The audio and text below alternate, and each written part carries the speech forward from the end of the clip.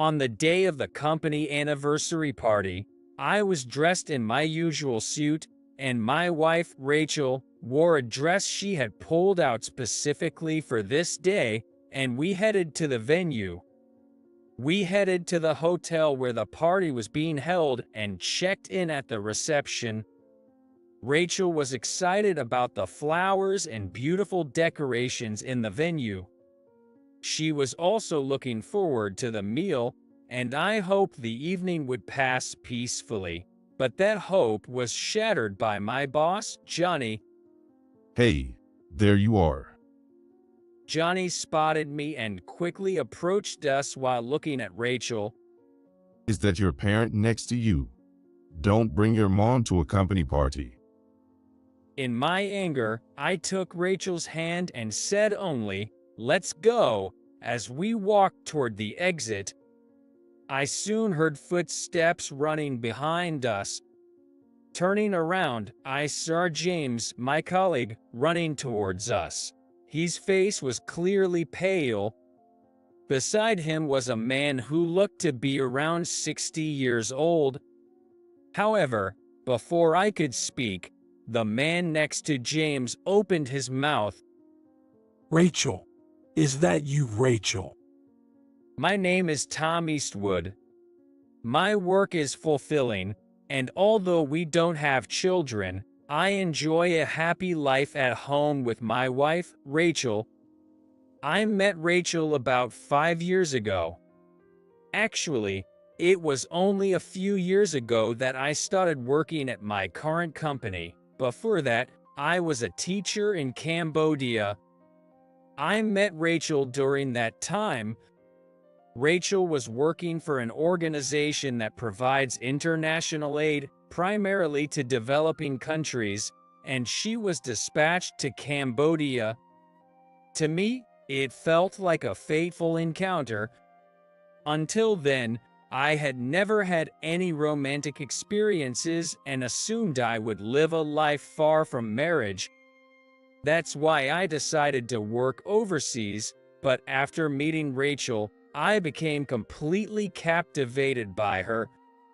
I was immediately drawn to Rachel's personality, as she interacted closely with the locals and smiled openly with the children. Rachel also seemed to be aware of me, and we naturally started having meals together. It felt so natural that it was hard to believe I had never dated a woman before.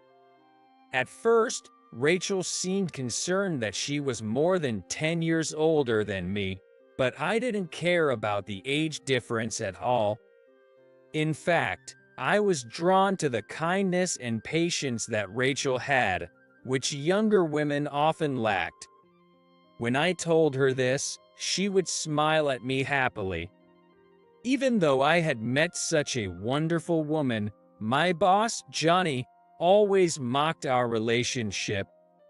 He often made fun of the fact that my wife was more than 10 years older than me, using it as an opening to insult Rachel and get laughs.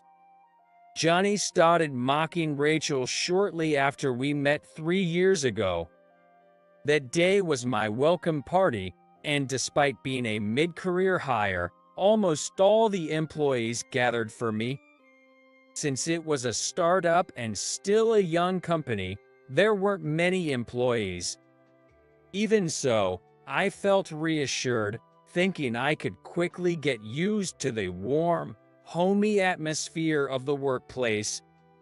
My confidence started to waver when Johnny, who initially seemed friendly, gradually got drunk, and his behavior began to feel off. Tom, you said you were married, right? Show us a picture of your wife. Sure, but don't expect a stunning beauty like your wife, Johnny. Johnny had been bragging about how young and beautiful his wife was over and over again to his subordinates. He kept saying, "I'd rather be home with my wife than with you guys," while drunkenly gushing about her, so I decided to play along and flatter him. Johnny seemed to enjoy our conversation, but when I showed him a picture of Rachel, he spat out his drink. This is your wife. She's so thin she's almost black. She looks like an African American. And she looks more like your mom than your wife. Do you call her mom when you get home? Johnny started passing Rachel's photo around to the subordinates, making her the butt of his joke. Rachel did spend a lot of time outdoors, interacting with locals, so she was quite tanned. However, being mocked for her appearance with a comment like she looks like an African American was deeply upsetting. The employees, seeing Johnny's reaction, glanced at me and nodded in agreement, trying to stay on his good side. Even though they probably felt bad for me, they couldn't defy Johnny, their boss. I felt a mix of anger towards Johnny and guilt towards the other employees for putting them in such an awkward position. But it's not all about looks. I'm sure you'll understand once you meet her. I tried to keep my frustration in check as I said that. Johnny, however, made things worse. What are you talking about? I wouldn't want to meet her even if you paid me. She'd probably make me feel old. He then pulled out his smartphone and showed us a picture of his wife. The employees responded with gasps of admiration. To me, it seemed like they were just trying to stay on Johnny's good side, as usual. Johnny probably bragged about his wife all the time, and the employees were likely fed up with it. Though they reacted positively, their expressions suggested they were tired of his stories. A girl has to be young and beautiful, right? Look at Tom. He's only been here a few days, but he always stays late.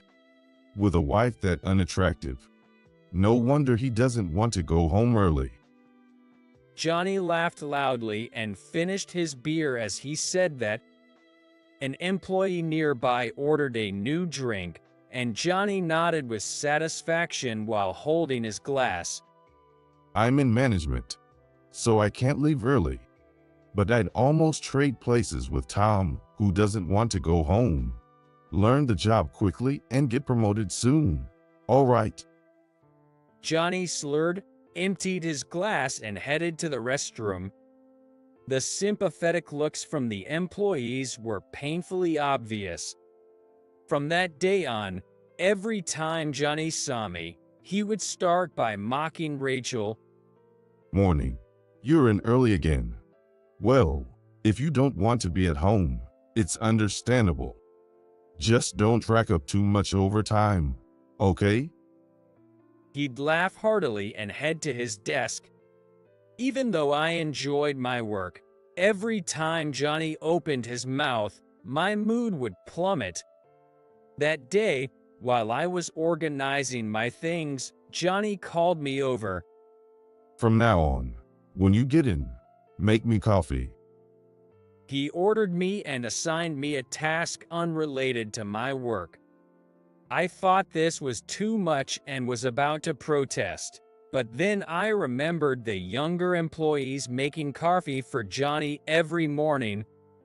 They probably weren't doing it voluntarily but were ordered to, just like now. If I refused, Johnny would be upset and likely ask one of the younger employees again, which I didn't want to happen.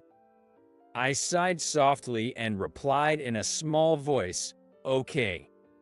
I headed to the kitchen, made the coffee, and brought it to Johnny.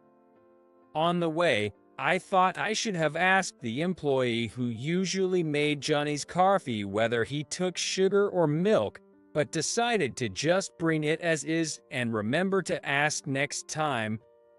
Here you go. I hope black is okay. I should have asked your preference before making it. Sorry for not checking. When I handed him the coffee and said that, Johnny stared at the coffee in the cup for a while. I was momentarily worried that he didn't like something, but I was relieved when Johnny smiled. However, what he said next was unbelievable. This coffee is the same color as your wife. Thinking about that makes me not want to drink it. Sorry, but can you throw it away for me? With that, Johnny handed me the cup. What on earth was he saying? I forced a smile, thinking it was a joke, but Johnny pushed the cup towards me, clearly expecting me to take it. Realizing he was serious, I couldn't hold back any longer and spoke up. Isn't that extremely rude? And anyway, you should get your own drink. Please don't give me any more non-work related orders. As I showed my anger, Johnny tried to calm me down with a smirk. Don't get so worked up. I didn't mean it as an order. You just did me a favor, right? Well, I guess I won't be drinking any coffee you make from now on, so I'll just ask someone else. I felt I might lose my temper and shout if I stayed near him any longer. To keep my composure, I returned to my seat without saying another word. However, Johnny's relentless insults didn't stop. No matter how much I tried to distance myself from him, he kept approaching me and saying things to provoke me. Tom, don't you have any kids? Well, you got married late, and you married someone as old as your mom. I guess kids are out of the question. In this day and age, anyone with common sense would find such a statement unacceptable. It seemed like Johnny either lacked that sense or was deliberately trying to hurt me. I tried to ignore it, but his words still stung. Rachel and I both love children, but as Johnny pointed out, we are indeed too old to be having kids, and I can't risk Rachel's health. Although we haven't had a serious discussion about it, we both know deep down that having children might not be possible for us.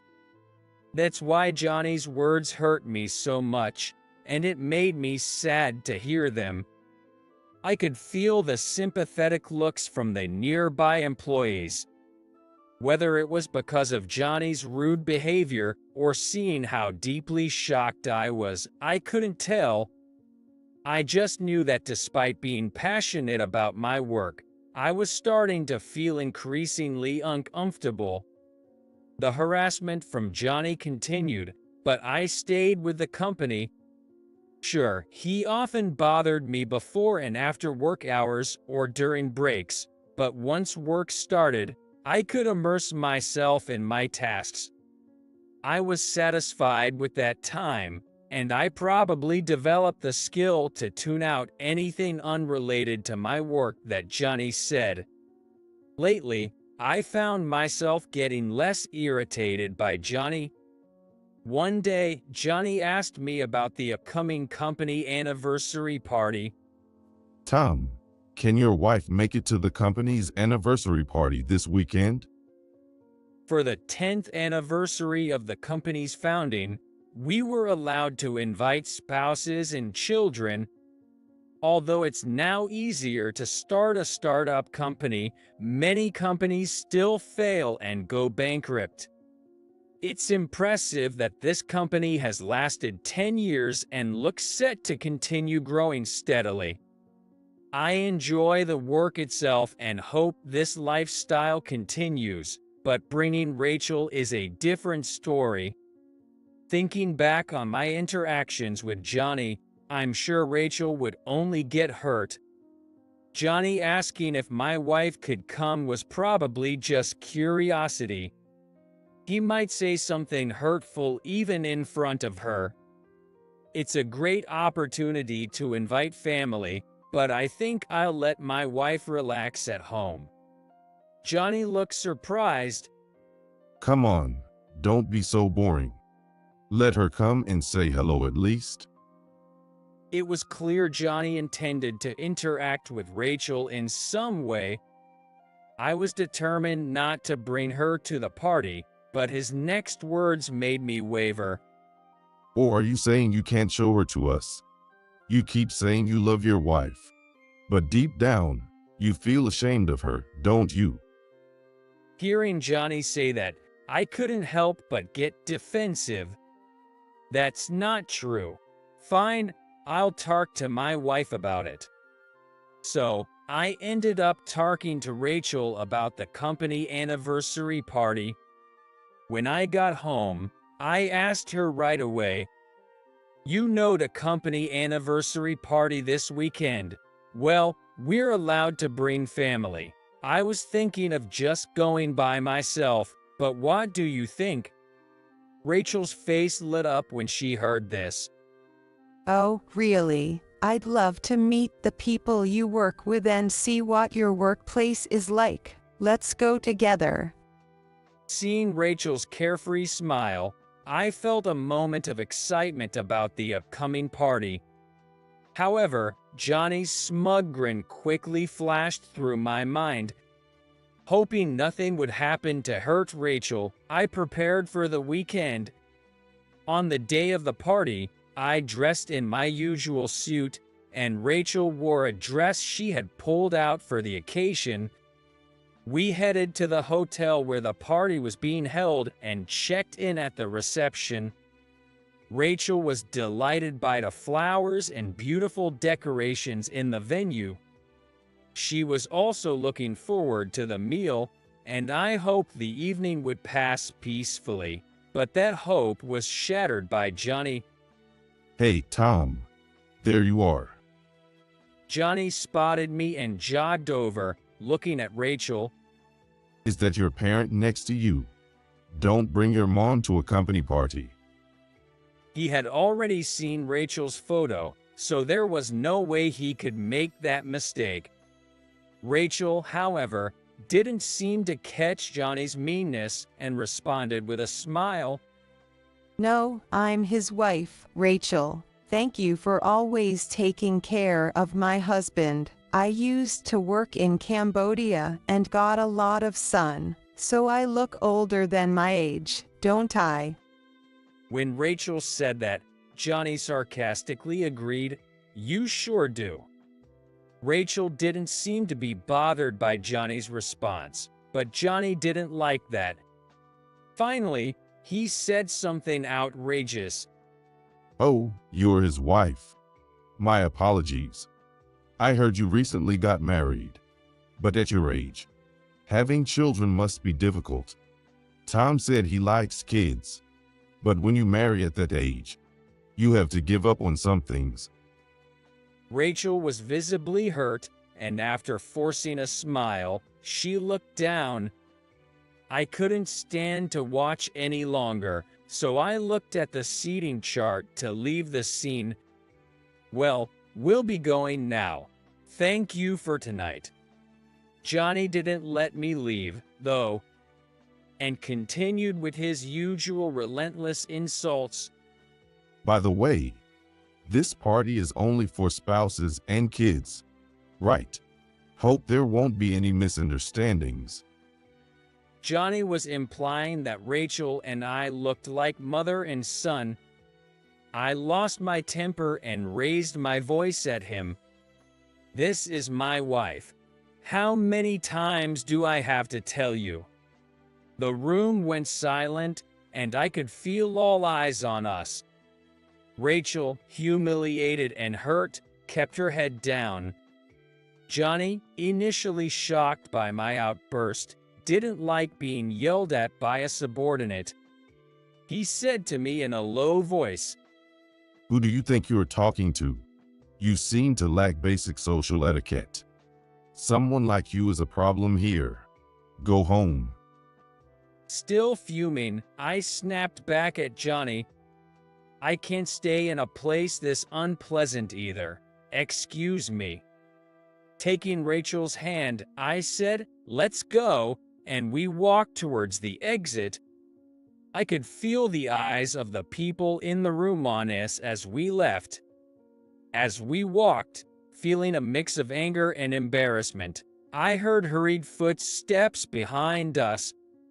When I turned around, I saw our colleague James running towards us, his face pale. Beside him was a man who looked around 60 years old. Seeing James's face, I stopped, intending to say something before leaving. Rachel, is that you, Rachel? Rachel, who had been looking down, slowly lifted her head at the sound of her name. Is that you, Mike? The man called Mike had apparently come with James after hearing the commotion. He had been watching from a distance, but rushed over when he realized the woman with her head down was Rachel. Rachel, who is this man? This man is. James started to explain, but Johnny cut him off. With a condescending look, Johnny began to speak as if to enlighten us ignorant folks. This is Mike Smith. He's one of our major clients. And without him, our company wouldn't survive. Mike, I deeply apologize for the rudeness of my subordinate. I had no idea he was such an important figure. I instinctively straightened up, but I still didn't know how Mike was connected to Rachel. I looked at Rachel, and she uttered shocking words. It's been a long time, brother. Both Johnny and I were stunned at the word brother. James seemed to have already known, as he mentioned earlier, that Rachel resembled his sister. That's probably why, after overhearing our conversation and seeing us leave, he ran after us, pale-faced. But Johnny looked even paler than James, and for good reason.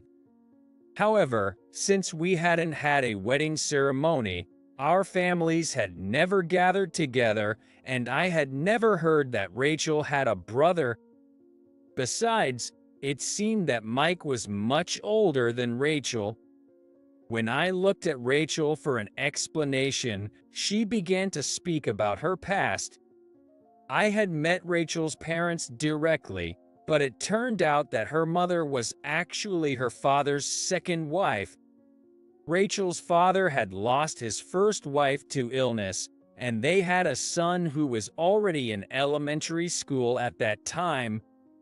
That son was Mike. So, Mike and Rachel were half-siblings. Rachel and I have a big age gap, but she's my dear sister. Hearing such awful things said about her makes my heart ache. Johnny visibly shrank under Mike's intense gaze. I was just trying to communicate. You know, Tom, we talk like this all the time, right? Johnny looked at me, desperately seeking support, but there was no way I would agree with him. Of course, in this case, he had deeply hurt Rachel. Such behavior is never acceptable. It's true. I've heard those kinds of comments from Johnny regularly. Every time, I've felt uncomfortable, but I've managed to endure it. If you ask other employees, they'll tell you the same thing. Johnny's behavior is beyond unacceptable. Hey, what's with the sudden turn? Guys make dumb jokes like that all the time. Johnny tried to justify himself, but Mike cut him off. Do you not know how to communicate properly? How can I trust a company where someone like you is in management? This also relates to compliance issues. Hearing this, James started sweating. Johnny, even more flustered, desperately tried to defend himself. I deeply apologize for causing any discomfort. I assure you, there are no issues with our company's culture. You can trust us. I have no intention of listening to someone who casually makes such comments. Mike turned his attention to James as he said that sharply. Let me be clear. Your employee just made problematic remarks right in front of me. How you handle this situation will determine whether I can trust your company or not, James. It was clear that Mike was demanding severe punishment for Johnny. Indeed, any company that sweeps such incidents under the rug is bound to decline eventually. Although I hadn't reported Johnny's behavior myself, I hoped James would take decisive action. Just as James was hesitating, a cheerful voice interrupted. "What's going on here?" A stylish woman walked up to Johnny and linked arms with him. As soon as I saw her face, I knew who she was. She was Johnny's wife, May. Normally, Johnny would be bragging to me about his wife, but this was clearly not the right moment for that. Instead, Johnny looked visibly annoyed by her presence. Are these the people you were talking about? The couple with the big age gap? She started to say something, looking at us with a mocking expression. Just shut up and go over there. Johnny shouted at her. I could easily imagine them at home, making fun of us and using us as fodder for their jokes over drinks. The image came to mind effortlessly.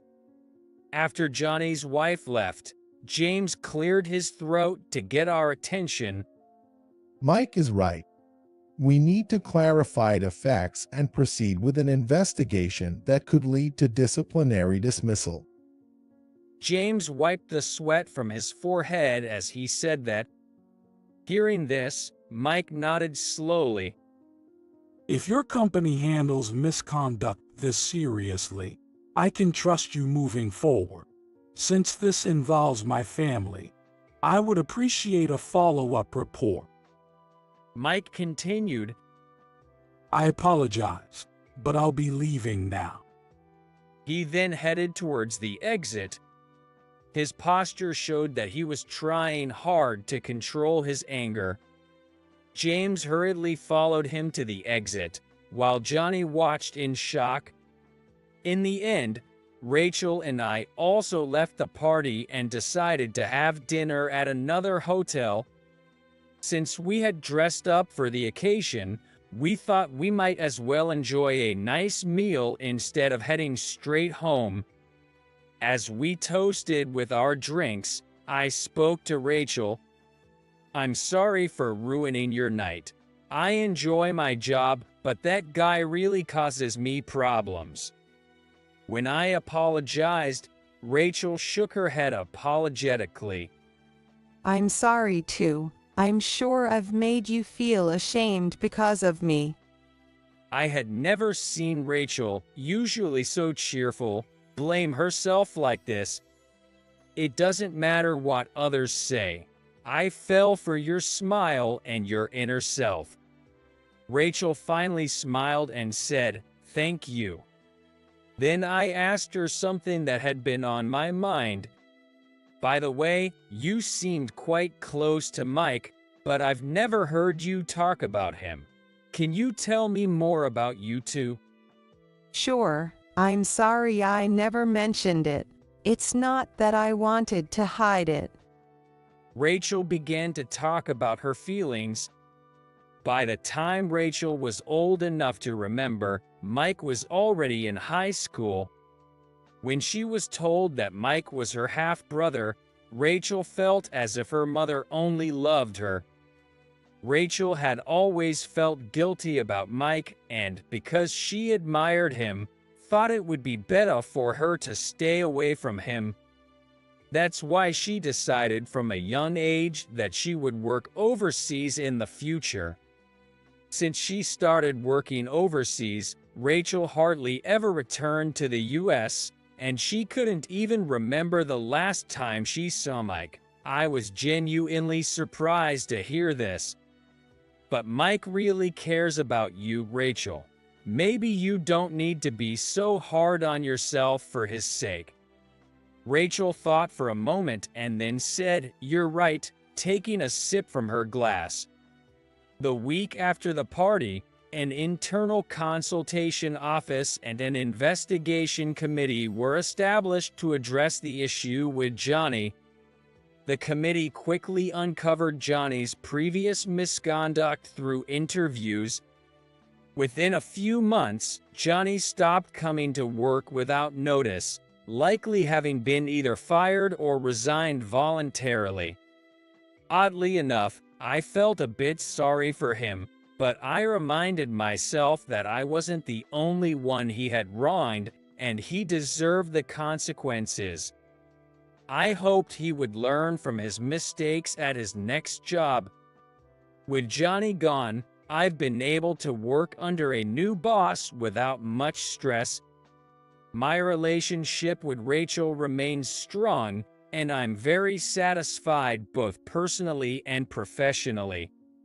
One day, while we were enjoying our usual routine, Rachel came to me with a proposal.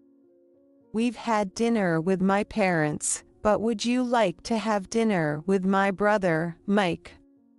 I readily agreed to Rachel's suggestion. I had been curious about how their relationship had developed, but I hadn't asked. Since Rachel was ready to have dinner with him, she must have come to terms with everything. I looked forward to the day when the three of us would have dinner together. A few weeks later, the dinner happened. Thank you for today. My name is Tom Wilson. Thank you for coming. Let's keep it casual today. Mike said that with a smile and turned to Rachel. I was surprised when I heard you suddenly went overseas for work and lost contact. Why do you always run away? Rachel, prompted by Mike's question, shared the feelings she had once confided in me.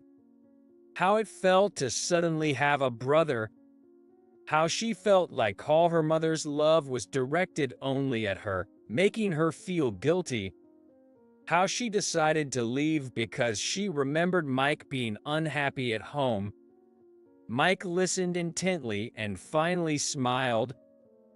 Maybe it was just adolescent awkwardness. Sure, there were times I didn't handle things maturely, but I was happy to have a sister. That feeling has never changed.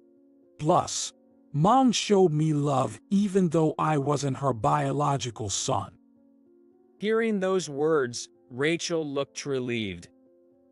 Most importantly, we are each other's only siblings. Let's work together from now on. And Tom, as my relative, I'm counting on you too.